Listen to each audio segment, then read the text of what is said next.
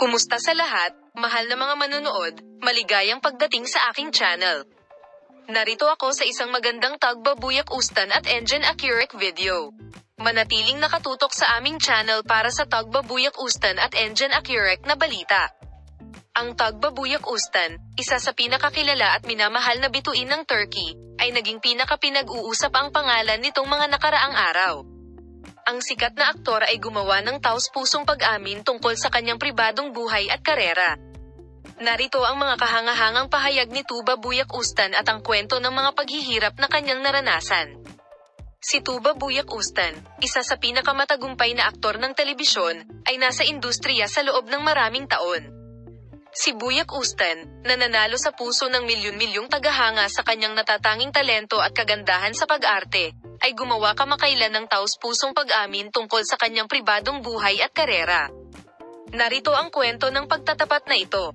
Si Tagbabuyak Ustan ay kilala bilang isa sa mga pinakaiginagalang at minamahal na aktor sa Turkish na telebisyon. Siya ay palaging pinupuri para sa kanyang matagumpay na pagtatanghal sa iba't ibang mga proyekto at ang kanyang paglalarawan ng malalakas na karakter. Gayunpaman, inihayag niya na madalas na may malaking pagkakaiba sa pagitan ng kanyang pampublikong imahe at ng kanyang panloob na mundo. Walang naniniwala sa akin at ito ay isang napakahirap na sitwasyon, sabi ng sikat na aktor, na nagpapaliwanag kung gaano kahirap hanapin ang balanse sa pagitan ng kanyang pribadong buhay at karera at upang ipahayag ang kanyang sarili.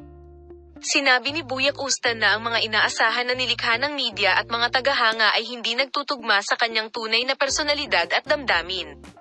Sinabi ni Tagbabuyak Ustan na siya ay isang pangalan na patuloy na sinusundan ng mga social network at mundo ng magazine, at ang sitwasyong ito ay humahadlang sa kanyang kalayaan at sa kanyang pagsisikap na maging kanyang sarili. Ang patuloy na pakikipag-usap tungkol sa kanyang pribadong buhay at patuloy na pagtatanong sa kanyang mga personal na desisyon ay nakaapekto sa kanyang dakilang superior kapwa emosyonal at psikolohikal. Minamahal na mga manonood, palagi kaming naririto sa mga balita ni Tagba at Engine. Manatiling nakatutok sa aming channel para sa mga detalye ng balita. Paalam.